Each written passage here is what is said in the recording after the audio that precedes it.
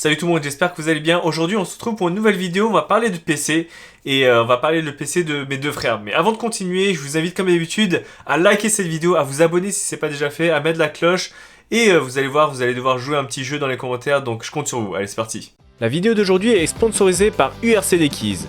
URCD Keys, c'est un site où vous pouvez acheter vos clés à moindre coût. Par exemple, si vous avez besoin d'une clé Windows 10 Pro, aujourd'hui j'ai un code promo qui vous permet de l'avoir pour seulement 13 €. Ajoutez votre produit au panier et au moment de passer à la caisse, ajoutez ce code promo. Et grâce à ce code promo, vous allez pouvoir économiser 20% sur tous les liens que je mettrai dans la description de cette vidéo. Le site va ensuite vous envoyer la clé que vous pourrez utiliser pour activer votre produit. Sur Windows, appuyez sur Windows E pour ouvrir l'explorateur. Vous allez dans ce PC, vous faites un clic droit sur le fond de l'explorateur et vous cliquez sur Propriétés. Cette fenêtre va apparaître, il suffira simplement de cliquer sur Modifier la clé de produit. Et pour finir, vous cliquez sur Modifier la clé de produit et vous saisissez votre clé et voilà!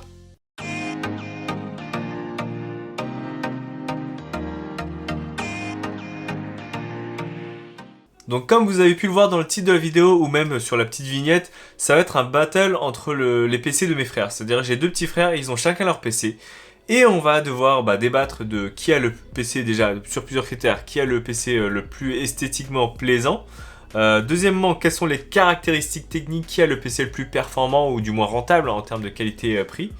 Et finalement, lequel vous aimeriez avoir aujourd'hui en 2021, même si c'est pas forcément des PC qui sont... on va dire à la pointe de la technologie. Au moins c'est des PC qui sont aussi bien faits pour de la bureautique que du gaming assez léger. Donc c'est parti, on va attaquer les deux PC. Donc j'ai un frère qui s'appelle Andrew et un frère qui s'appelle Mathieu. On va commencer par le PC de mon frère Mathieu. Alors son boîtier, c'est un boîtier qui m'appartenait avant et que je lui ai décidé de lui donner. C'est un boîtier qu'on m'avait offert pour mon anniversaire, mais en changeant d'ordinateur et en ayant un nouveau système, j'ai décidé de lui donner. Et c'est un boîtier de chez NZXT, le S340 Elite, donc il date un peu. Il me semble que maintenant il y a des boîtiers bien plus modernes de chez NZXT, mais il fait très bien l'affaire et il reste moderne même visuellement, donc je trouve très très bonne note pour ce boîtier en tout cas de l'époque. Avec ce boîtier, il a décidé de s'acheter il y a 2 ans à peu près un processeur de chez AMD, les Ryzen 7 2700. Donc à l'époque c'était un très bon processeur, il y a eu 2 générations entre temps. Pour ma part, je pense qu'il est encore viable ce processeur, même si ça fait peut-être un peu vieillot en termes d'années, il est toujours viable pour faire aussi bien de la bureautique que des tâches gaming. Et pour le ventirad, il n'a pas décidé de prendre un ventirad en plus ou un kit water cooling, il a décidé de prendre le ventirad de base.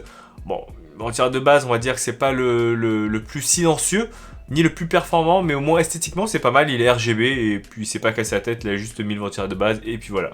Pour la carte graphique, il a acheté aussi il y a 1 an peut-être, c'est la GTX 1660.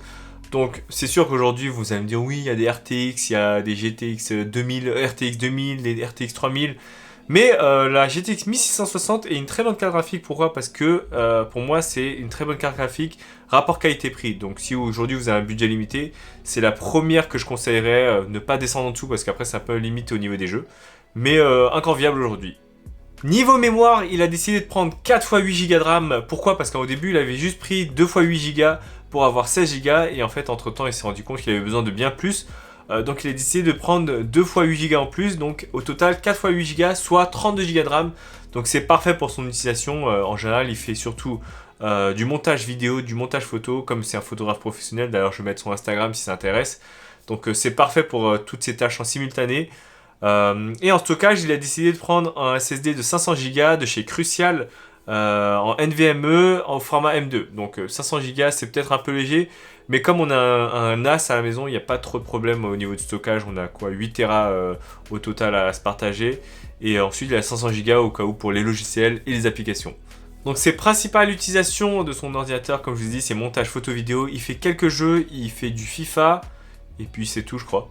Donc voilà, ça c'est le premier PC, n'hésitez pas à me dire dans les commentaires ce que vous en avez pensé déjà en termes de performance, en termes de rapport qualité-prix, en termes visuels, et on passe au deuxième PC.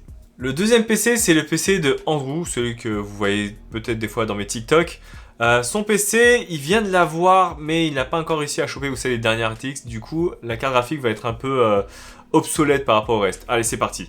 Alors, son boîtier déjà, c'est un Corsair 4000D. C'est les nouveaux Corsair qui viennent de sortir, c'est le même que le mien, sauf que moi j'ai la version Airflow avec, vous savez, le panel qui est transparent. Enfin pas transparent, mais je veux dire avec les grilles. Et lui en fait son boîtier il est juste tout noir avec la vitre un peu teintée. Je trouve un peu teinté pour ma part, mais bon. J'ai la même, avec les lumières dedans ça passe. Mais lui comme il a moins de lumière, J'ai dû enlever la plaque avant pour vous montrer les composants à l'intérieur. Donc lui, ce qu'il a dedans déjà en processeur, c'est un Ryzen 5 5600X. Donc c'est les tout derniers processeurs de chez AMD. C'est le modèle le moins cher, mais je trouve qu'il fait très bien l'affaire. En plus, il a un TDP de 65 watts, donc il chauffe un peu moins que les autres, mais on sait très bien que sur les derniers Ryzen, ça chauffe plutôt pas mal. Pour refroidir tout ça, il a décidé de prendre un Darkrock 4 de chez Be Quiet. Donc chez Be Quiet, c'est des valeurs sûres, donc si vous prenez aussi bien des ventilateurs que des ventirades, vous pouvez y aller les yeux fermés. Même moi, j'ai un Darkrock Pro 4 qui fait très bien l'affaire et très bonne concurrence à Noctua qui est un peu plus cher. En termes de mémoire, il a pris directement 2 x 16 Go, donc ça c'est normal aujourd'hui en 2021. On peut se permettre, la RAM c'est beaucoup moins cher qu'il y a 2-3 ans je dirais. Voilà, après si vous n'avez pas besoin de 16 Go de RAM, ça suffit largement. Mais lui, il a décidé de prendre 2 x 16 Go de chez Corsair, je crois. C'est des Corsair Vengeance LPX. De toute façon, je mettrai tout dans la description. Là, j'ai pas tout dans la tête. Et en mémoire, il a décidé de prendre aussi un SSD de chez Crucial en M2 NVMe. Sauf que cette fois, c'est 1 Tera. Donc au moins, il est tranquille. Il peut mettre tous ses jeux parce qu'il joue à beaucoup plus de jeux. Lui, son utilisation, par exemple, ça sera par exemple... il fait du e-commerce, donc il a besoin de faire des créations visuelles aussi bien sur Photoshop que en vidéo. Mais il joue aussi à pas mal de jeux, donc il fait aussi du Warzone, il fait du League of Legends plus trop, il fait du Minecraft. Mais c'est Warzone, je pense, qui consomme le plus. Et pour la carte graphique, justement, on va en parler. La carte graphique qu'il utilise, c'est une ancienne carte graphique, c'est la GTX 1060. Donc celle-là, elle commence à être vraiment limite. Je crois sur Warzone, il tourne à 60 FPS, quelque chose comme ça. Mais il est en train d'attendre les nouvelles RTX, là, des dispo en tout cas, pour acheter une nouvelle RTX et échanger celle-là qui fait un peu vieille. Donc voilà, ça c'était le PC de Andrew qui est un peu plus sobre. On voit un peu moins de choses, mais peut-être en termes de performance un peu mieux au niveau du processeur, mais il n'a pas encore la carte graphique. Donc voilà, dites-moi dans les commentaires, là c'est maintenant qu'il faut voter. Dites-moi dans les commentaires, est-ce que vous préférez le PC de Mathieu ou le PC de Andrew, si vous devez choisir un PC rapport qualité-prix. Comme je l'ai dit en début de vidéo, c'est pas des PC les plus performants du monde, c'est je dirais des PC entre entrée de gamme et moyenne gamme que vous pouvez aujourd'hui acquérir en 2021. Pour les budgets, je pense que ça doit tourner autour entre 800 et 1500 euros, plus ou moins, hein. J'ai pas les prix exacts là, j'ai pas fait le calcul. Bien sûr, il y a des PC un peu moins chers, mais un peu moins performants, des PC plus chers, etc. Il y aura toujours plus cher, toujours moins cher. Mais là, c'est vraiment des PC qui sont entrées, milieu de gamme, que vous pouvez avoir et être tranquille pendant quelques années.